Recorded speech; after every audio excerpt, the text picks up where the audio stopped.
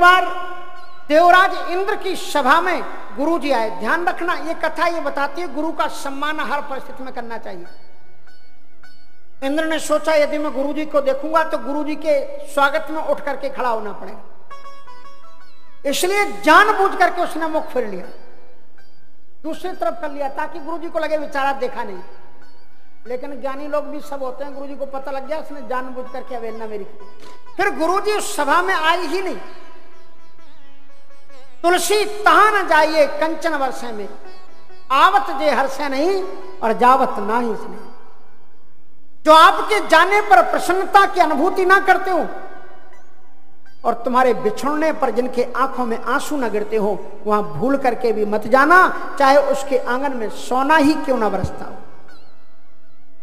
गुरु जी वहां से चले गए बृहस्पति जी। बाद में इंद्र ने देखा कि गुरु जी कहां चले गए, गुरु जी तो आए ही नहीं। और गुरु की अगर कृपा चली गई तो तुम्हारा सब कुछ चला गया। हरि रूठे गुरु ठौरे है। अगर भगवान रूठ जाए तो गुरु बचा सकता है, लेकिन गुरु रूठे नहीं ठौर। गुरु अगर रूठ जाए तो कहीं तुम्हें ठौर नहीं। और कुछ दुश्मन लोग जो होते हैं ना, वो तुम्हारी गलती की ताक में रहते हैं कि गलती हुई और उन्होंने फायदा उठाया। राजा बलि को पता लग गया कि इसके ऊपर से गुरु की कृपा हट गई, करो आक्रमण इसके ऊपर। अब गुरु की कृपा नहीं है, हारेगा।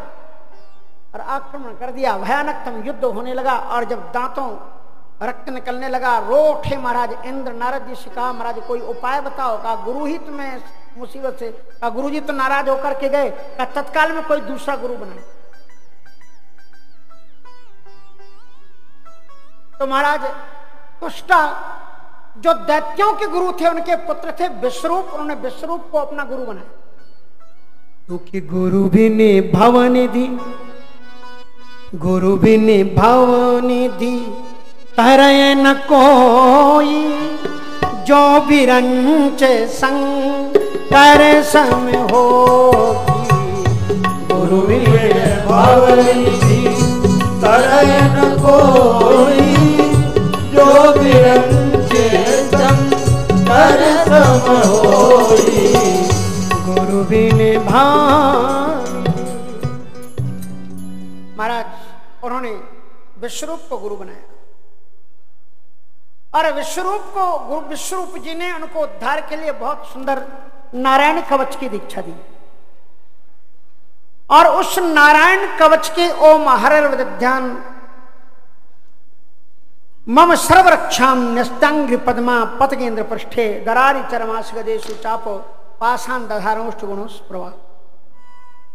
ऐसे नारायण कवच का उनको अंगन्यास करन्यास। और इसके प्रताप से महाराज भयानक संग्राम चला। लेकिन जब वो वृत्ता उस दैत्य को महाराज ऐसा भयानकतम उनका संग्राम हुआ राजा बलि के साथ।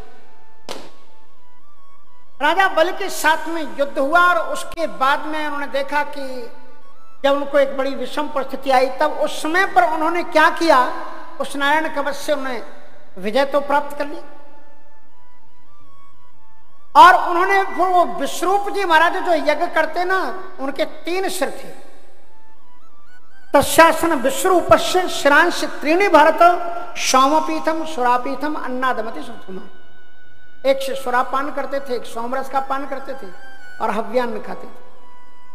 उच्च स्वर से मंत्र बोल करके देवताओं की आहुति डाल देते थे। और चूंकि दैत्य पक्ष के गुरु भी थे, इसलिए धीरे से मंत्र बोल करके दैत्यों को भी आहुति डाल दी। इंद्र को जब ये पता लगा, उसने उठाया वज्र और गुरु जी के 3 सिर सियावर रामचंद्र जी की जय कर दी। यहां महाराज इंद्र ने इतना बड़ा अपराध किया, ब्रह्म हत्या का पाप लगा उसे। विश्वरूप के गुरु त्वष्टा को जब ये पता लगा, त्वष्टा ने कहा कितना दुष्ट इंद्र, देखो जरूरत पड़ी तो मेरे बेटे को गुरु बनाया, बाद में उसी को मार डाला। उसके बाद उन्होंने विशालतम यज्ञ किया। और यज्ञ में उन्होंने यही मांगा कि इंद्र को मारने वाला पुत्र पैदा हो। इंद्र शत्रु विवर्धस। पर जो होता लोग ब्राह्मण लोग बैठे हुए थे ना, जो आहुतियां डाल रहे थे, देखो ब्राह्मण गुरु होता है, उसके पास में तो कोई भी आकर के कहेगा कि ये कर दो, लेकिन ब्राह्मण का कर्तव्य कहता है क्या करना चाहिए क्या नहीं करना चाहिए। इसलिए ब्राह्मणों ने मंत्रों के स्वर बदल दिए। कहना ये चाहते थे कि इंद्र को मारने वाला पुत्र हो, पर उस मंत्र का स्वर बदल देने से अर्थ हो गया इंद्र के द्वारा मरने वाला पुत्र पैदा हो, और महाराज वृत्तासुर पैदा हो। देखते ही देखते भयानक स्वरूप का पैदा हुआ और बड़ा भीषणतम संग्राम हुआ। समय इतना नहीं है, आज हम आपको प्रहलाद का बहुत दिव्यतम चरित्र आपको सुनाएंगे। तो महाराज भीषणतम संग्राम में इंद्र उनके सामने है। इंद्र जब उनको जीत नहीं पा रहे थे, भगवान ने उपाय बताया कि आप एक ऋषि दधीच के पास में जाओ, और दधीच जी महाराज की अस्थि को पाकर के उन्होंने एक वज्र और 2 धनुष बनाए। और जब उस वज्र को लेकर के वो रणभूमि में आए हैं वृत्तासुर के सामने, और इंद्र के हाथ से वो वज्र गिर गया, तो वृत्तासुर ने बड़ी अच्छी बात कि महाराज मैं निहत्ते दुश्मन पर वार नहीं करता। मैं जानता हूं इंद्र तुम्हारे पास में ये जो वज्र है ना, एक संत की हड्डी से बना हुआ है, विजय तुम्हारी होगी। लेकिन मृत्यु जयो जयो वीरो देहे स जायते, जय और पराजय तो रणभूमि में होती है, मैं उससे नहीं डरता, कर्तव्य कर्म में करूंगा। तुम आराम से नीचे उतरो से ऐरावत हाथी से और इस वज्र को उठाओ। एक बात मैं आपको बता दूं, तुझे ये लगता है तेरे ऊपर संत की कृपा और भगवंत दोनों की कृपा है, और जिसके ऊपर संत और भगवंत दोनों की कृपा हो उसे कोई हरा नहीं सकता, कोई हरा नहीं सकता। लेकिन तुम्हें यह लग रहा है कि आज भगवान मेरा सब कुछ छीन करके तुम्हें देने जा रहे हैं, तो तुम्हें ऐसा लग रहा है कि तुम्हारे ऊपर कृपा है।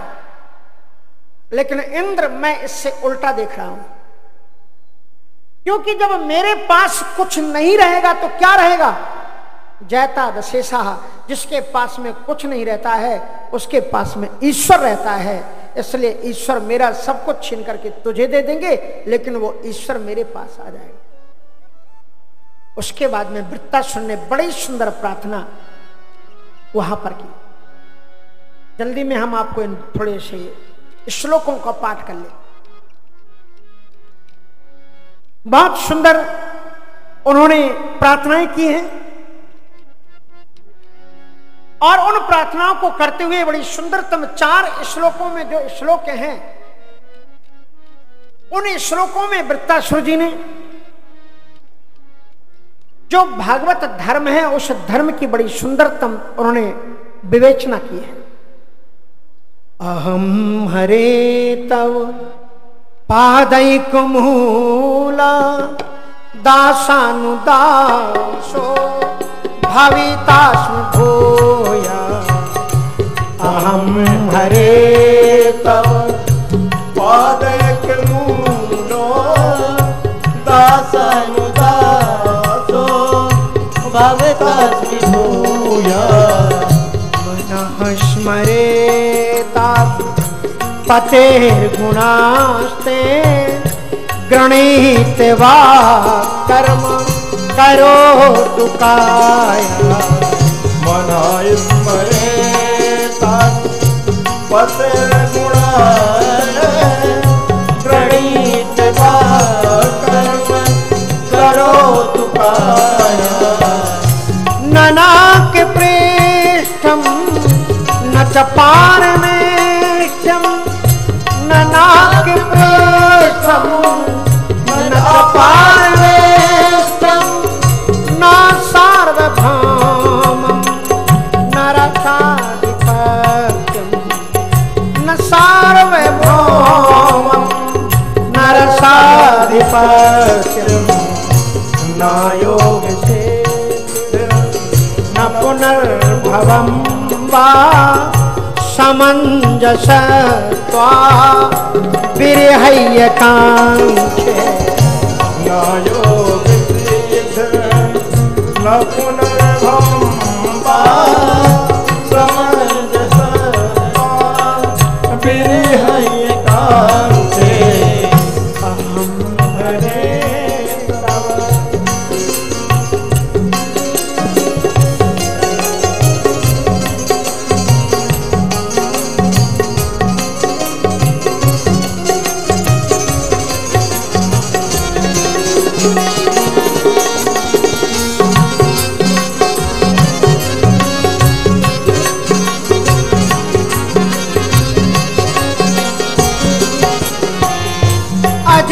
अजात पक्षा इव मातरम खगा अजात पक्षा इव मातरम खगा तन्यम यथा वत्स कराक्षुधा तन्यम यथा कराक्षुधा प्रियं प्रियेव व्यसुतं विषण्णा मनोरविन्दात् तितिक्षिते प्रियं प्रियेव विसुतं विषण्णा मनोरविन्दात् तितिक्षिते ममोत्तमश्लो जनेषु सख्यं संसार चक्रे भ्रमत स्वकर्मभिः ममोत्तमश्लो जनेषु सख्यं संसार चक्रे भ्रमत स्वकर्मभिः तुझे माययात्मा मझधार गे आसक्त थे नानाथ भोया माया मझधार गे आसक्त थे नानाथ भोया अहम हरे। श्री वृत्तासुर ने बहुत सुंदर प्रार्थना कि हे ईश्वर, हे मेरे गोविंद, हे नंदनंदन, हे मधुसूदन, मेरी कोई कामना नहीं। अहम हरे तब पादैक मूलो दासानु दासो भवितास्म भूया। जन्म जन्मांतरों तक जी जौन जन्मों कर्म अवश्य तहां राम पद अनुराग हो। किसी भी जौन में मैं चला जाऊं, मुझे कोई चिंता नहीं। मेरे जो भी कर्म हो, मैं आपसे ही आग्रह नहीं करता कि मेरे पाप कर्म हो और आप मुझे मुक्ति दे दो। जो भी मेरे कर्म हो, जो फल मुझे मिलना हो वो मिले, लेकिन मैं दासानु, मैं आपका दास ना बन सकूं कोई बात नहीं। तो मुझे क्या बना दो? दासानु दास हो। दासानु दास माने क्या होता है? आपके दास हैं ये संत लोग, इन संतों के चरणों का मुझे दास बना दो। इन संतों से मैं प्रेम करूं। दासानु दासो भवितास्म मना स्मरे तासु पतेर गुणास्ते।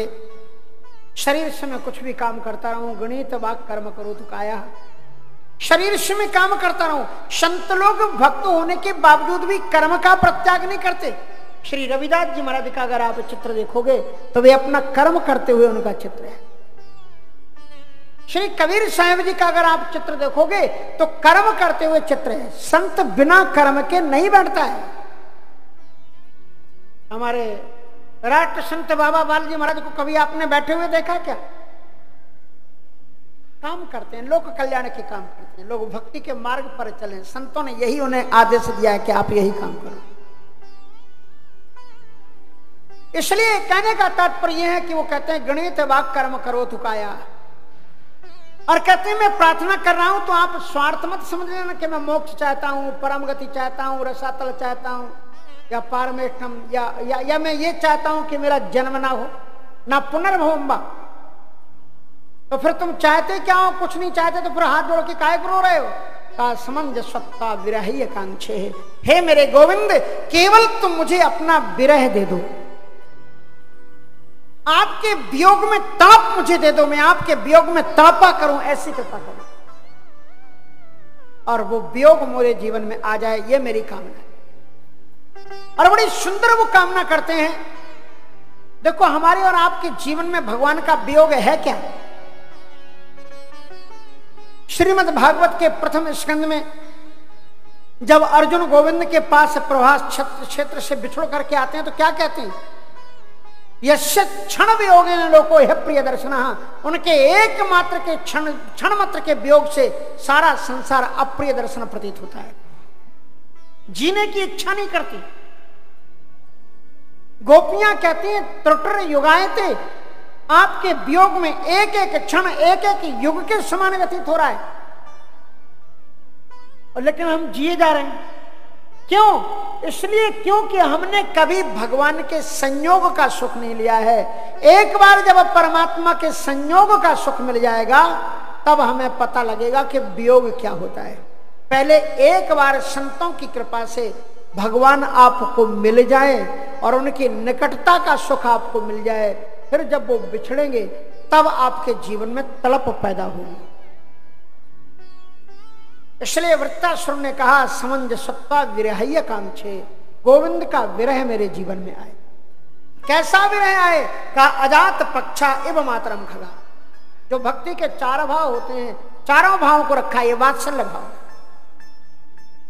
अजात पक्षा एवं मातरम खगा, जैसे चिड़ियों के वो बच्चे जिनके पंखे नहीं निकले हैं, वो घोंसले में रहते हैं और उनके माता पिता दाना चुगने के लिए चले जाते हैं, तो वो माता पिता की प्रतीक्षा में बार बार घोंसले से निकल करके चीखते हैं, पुकारते हैं कि मेरी माँ कब आ जाए, मेरे पिता कब आ जाए। उसी प्रकार से मुझे ये जो शरीर क्या है, ये घोंसला है।